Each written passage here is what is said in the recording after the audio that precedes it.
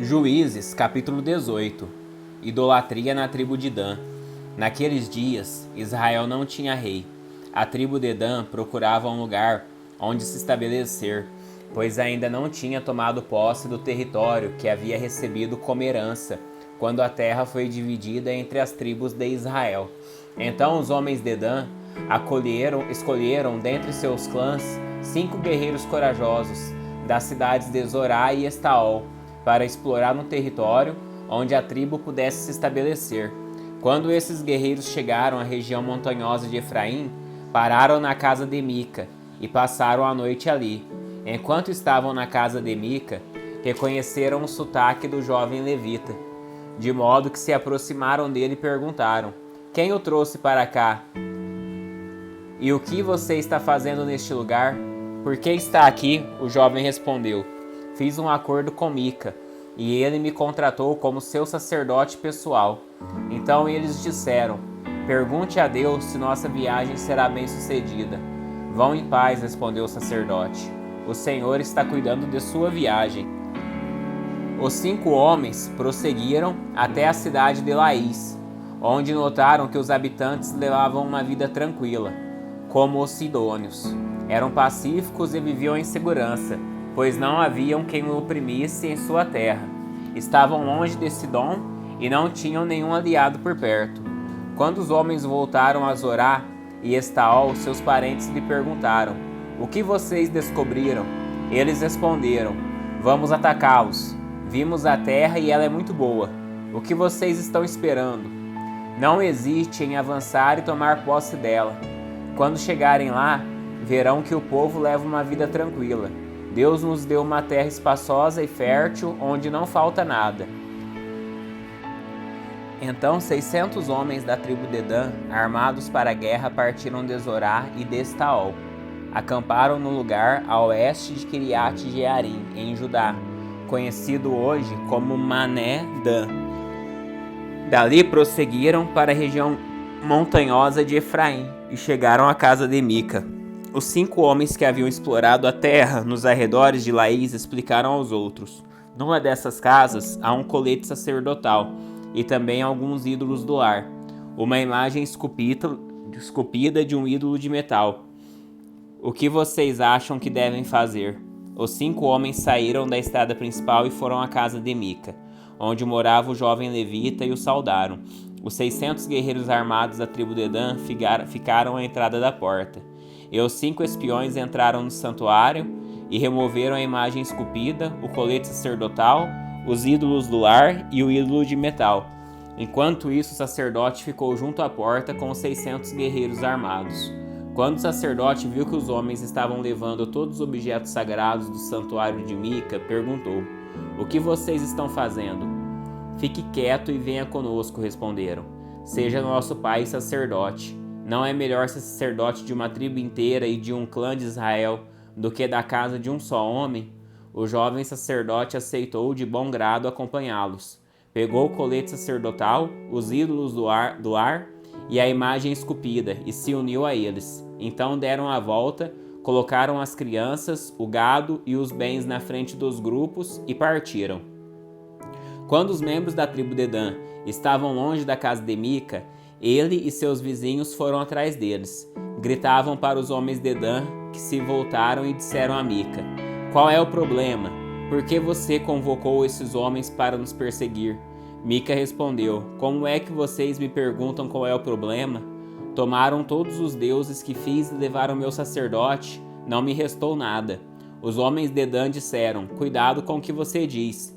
Temos em nosso meio alguns homens agressivos que poderiam ficar com raiva e matar você e sua família." Assim os homens de Dan seguiram seu caminho. Quando Mica viu que eram numerosos demais para atacá-los, deu meia volta e foi para casa. Então os homens de Dan, levando os ídolos de Mica e seu sacerdote, chegaram à cidade de Laís, cujo povo era pacífico e vivia em segurança. Mataram a espada os habitantes e queimaram a cidade. Não havia ninguém que livrasse os habitantes da cidade, pois estavam longe de Sidom e não tinha nenhum aliado por perto. Isso aconteceu no vale de Bet-Reob. Então o povo da tribo de Dan reconstruiu a cidade e passou a habitar nela. Mudaram seu nome para Adã, em homenagem ao antepassado deles, o filho de Jacó.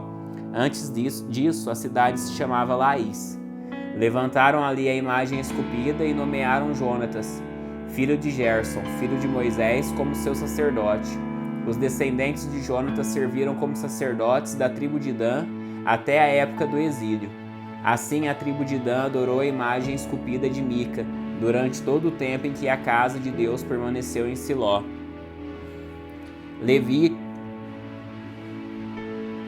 Juízes, capítulo 19. O levita e sua concubina. Naqueles dias Israel não tinha rei. Havia um homem da tribo de Levi que morava num lugar afastado na região montanhosa de Efraim. Certo dia ele trouxe para casa uma mulher de Belém de Judá para ser sua concubina, mas ela se irou com ele e voltou para a casa de seu pai em Belém. Cerca de 4 meses depois, seu marido foi a Belém para reconquistá-la e convencê-la a voltar com ele. Levou consigo um servo e 2 jumentos. Quando ele chegou, a mulher o levou até seu pai, que o recebeu com alegria. O sogro insistiu para que ficasse algum tempo e ele permaneceu ali 3 dias, comendo, bebendo e dormindo. No 4º dia levantaram-se cedo e ele estava pronto para partir, mas o pai da mulher disse a seu genro: "Coma alguma coisa antes de sair." Os 2 se sentaram, comeram e beberam. Então o pai da mulher disse: "Por favor, fique mais uma noite e alegre seu coração."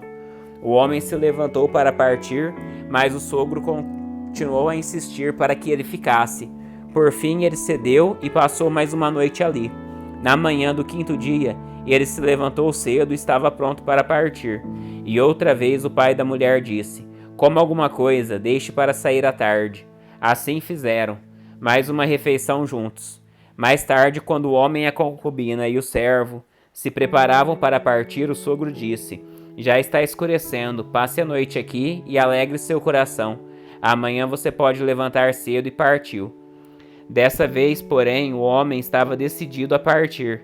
Rumou para Jebus, isto é, Jerusalém, levando consigo os jumentos com suas celas e a concubina. Chegaram perto de Jebus, quase no final do dia, e o servo disse ao homem: "Vamos parar nessa cidade dos jebuseus e passar a noite aqui." Seu senhor respondeu: "Não podemos ficar numa cidade estrangeira que não pertence aos israelitas. Vamos prosseguir até Gibeá. Venha, vamos tentar chegar em Gibeá ou a Ramá e passaremos a noite numa dessas cidades." Então prosseguiram.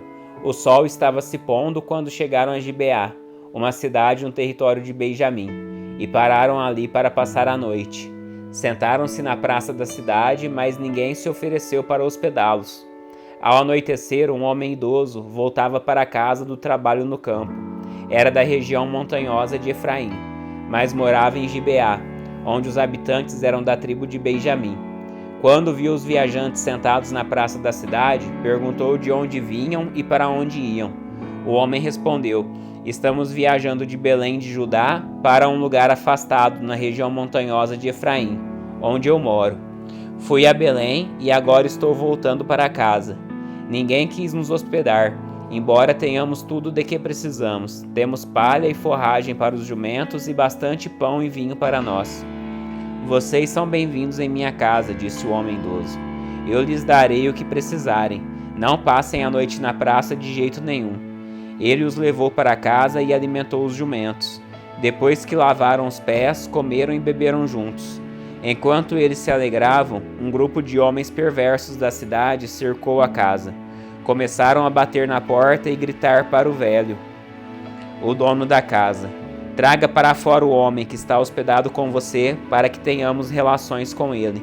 O dono da casa saiu e falou com eles: "Não, meus irmãos, não façam tamanha maldade. O homem é hóspede em minha casa e uma coisa dessa seria uma vergonha. Tomem minha filha virgem e a concubina do homem.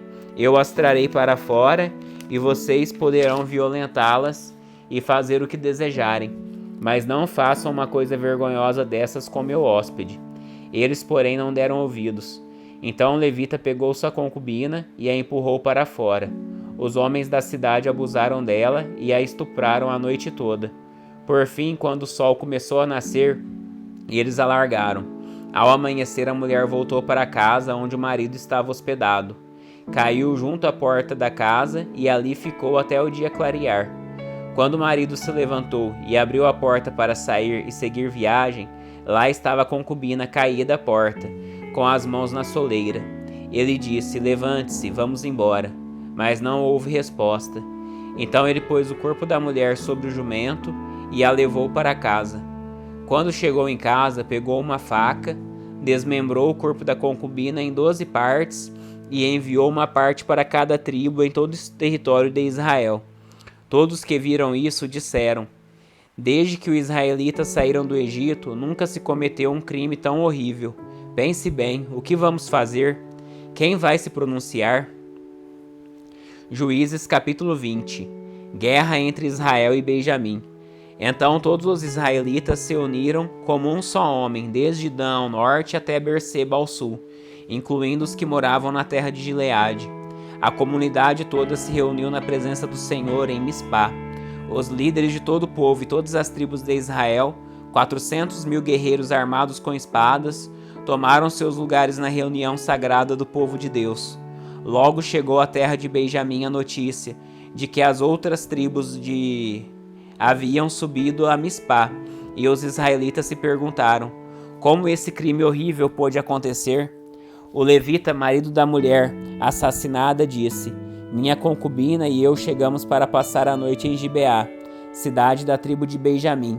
Naquela noite, alguns dos líderes da cidade cercaram a casa com a intenção de me matar e violentaram minha concubina até ela morrer. Então desmembrei o corpo dela em 12 partes e as enviei para todos os territórios da herança de Israel, pois esses homens cometeram um crime terrível e vergonhoso. Portanto, todos vocês israelitas, decidam agora o que se deve fazer a esse respeito." Todos se levantaram ao mesmo tempo e declararam: "Nenhum de nós voltará para casa, nem um só homem, mas é isto que faremos a Gibeá. Realizaremos um sorteio para resolver quem a atacará. A 10ª parte dos homens de cada tribo ficará responsável por providenciar a alimentação dos guerreiros, e o restante se vingará de Gibeá de Benjamim, por esse ato vergonhoso cometido em Israel." Todos os israelitas estavam plenamente de acordo e se uniram para atacar a cidade. As tribos de Israel enviaram mensageiros à tribo de Benjamim para lhes dizer: "Que crime terrível foi cometido em seu meio? Entreguem os homens perversos de Gibeá para que os executemos e eliminemos esse mal de Israel." Mas o povo da tribo de Benjamim não deu ouvidos. Em vez disso, vieram de suas cidades e se reuniram em Gibeá para lutar contra os israelitas. Ao todo, 26.000 guerreiros armados com espadas chegaram a Gibeá para se juntar à tropa especial de 700 homens que viviam ali.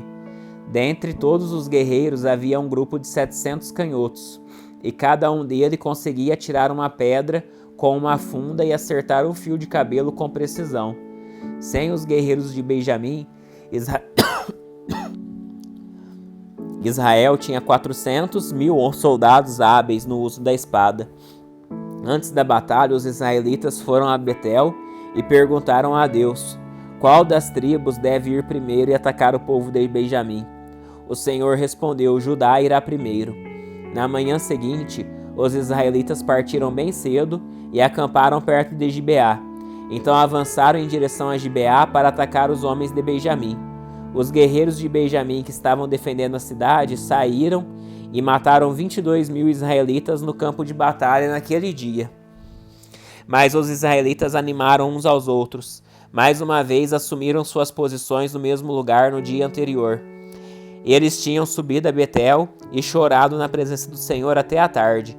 Haviam perguntado ao Senhor: devemos lutar novamente contra nossos parentes de Benjamim? E o Senhor tinha dito: saia e lutem contra eles. Saíram no dia seguinte para lutar novamente contra os homens de Benjamim. Mas os homens de Benjamim que havia partido de Gibeá mataram mais 18.000 israelitas, todos hábeis no uso da espada.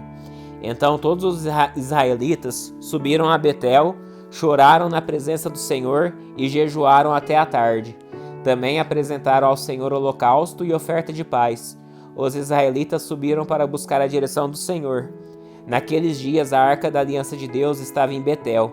E Finéias, filho de Eleazar e neto de Arão, era o sacerdote.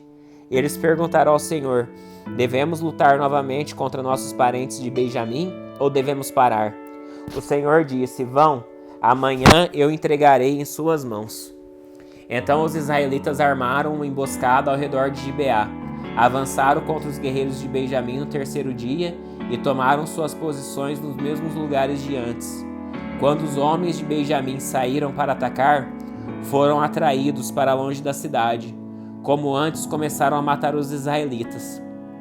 Cerca de 30 israelitas morreram nos campos abertos, ao longo da estrada que vai para Betel e da estrada que leva de volta a Gibeá.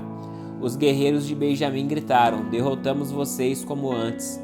Mas os israelitas já haviam planejado fugir para que os homens de Benjamim os perseguissem pelas estradas e fossem atraídos para longe da cidade. Quando os guerreiros israelitas chegaram a Baal-Tamar, voltaram-se e assumiram suas posições. Enquanto isso, os israelitas que estavam escondidos na emboscada a oeste de Gibeá entraram em combate. 10.000 soldados da tropa especial de Israel avançaram contra Gibeá. A luta foi tão intensa que Benjamim não percebeu a calamidade que estava por vir. O Senhor ajudou Israel a derrotar Benjamim, e naquele dia os israelitas mataram 25.100 guerreiros de Benjamim, todos hábeis no uso da espada. Então os homens de Benjamim viram que estavam derrotados. Os israelitas bateram em retirada diante dos guerreiros de Benjamim, a fim de dar aos homens que estavam escondidos na emboscada mais espaço para atacar Gibeá. Aqueles que estavam escondidos avançaram de todos os lados e mataram todos os habitantes. Tinham combinado de mandar, como sinal de dentro da cidade, uma grande nuvem de fumaça. Quando os israelitas viram a fumaça, voltaram e atacaram os guerreiros de Benjamim. Àquela altura, os guerreiros de Benjamim haviam matado cerca de 30 israelitas e gritaram: derrotamos vocês como antes. Mas quando os guerreiros de Benjamim olharam para trás e viram que em todas as partes da cidade a fumaça subia do céu, os guerreiros de Israel se voltaram e atacaram. Os homens de Benjamim ficaram apavorados, pois perceberam a calamidade que estava prestes a vir sobre eles. Deram meia volta e fugiram diante dos israelitas em direção ao deserto. Mas não conseguiram escapar da batalha, pois soldados que saíram da cidade vizinhas também os atacaram. Os israelitas cercaram os homens de Benjamim e os perseguiram até os alcançarem no local de descanso a leste de Gibeá. Naquele dia, 18.000 dos guerreiros mais corajosos de Benjamim morreram na batalha. Os sobreviventes fugiram para o deserto, em direção à rocha de Rimão, mas os israelitas mataram 5.000 deles ao longo da estrada. Eles continuaram a perseguição e mataram mais 2.000 homens perto de Gidom.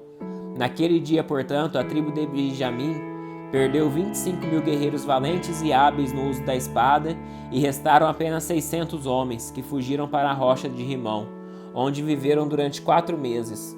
Os israelitas voltaram e mataram todo ser vivo que restou nas cidades, pessoas, animais e tudo que encontraram. Também queimaram todas as cidades por onde passaram. Juízes capítulo 21. Os israelitas haviam jurado em Mispa: jamais entregaremos nossas filhas em casamento aos homens da tribo de Benjamim. Então o povo foi a Betel e permaneceu na presença de Deus até a tarde, chorando sem parar em alta voz. Ó Senhor, Deus de Israel, por que aconteceu isso com Israel? Diziam: agora está faltando uma de nossas tribos. Na manhã seguinte, bem cedo, construíram um altar e ali apresentaram holocaustos e ofertas de paz. Então os israelitas disseram: quem dentre as tribos de Israel não participou da reunião sagrada que realizamos em Mispá, na presença do Senhor? Naquela ocasião haviam feito um juramento solene na presença do Senhor de que matariam quem se recusassem a comparecer. Os israelitas tiveram pena de seu irmão Benjamim e disseram: hoje foi eliminada uma das tribos de Israel. Como conseguiremos esposas para os poucos que restam? Se juramos pelo Senhor que não lhe daríamos nossas filhas em casamento? Então perguntaram: quem dentre as tribos de Israel não compareceu conosco em Mispá, quando nos reunimos na presença do Senhor? E descobriram que ninguém de Jabes de Gileade havia participado da reunião sagrada. Ao contarem ao povo, verificaram que ninguém de Jabes de Gileade estavam presentes.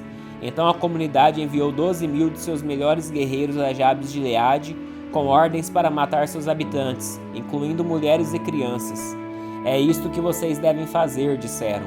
Destruam completamente todos os homens e também todas as mulheres que não forem virgens, entre os habitantes de Jabes de Gileade.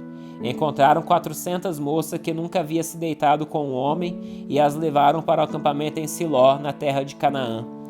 Toda a comunidade enviou uma delegação de paz aos homens restantes de Benjamim que estavam na rocha de Rimom.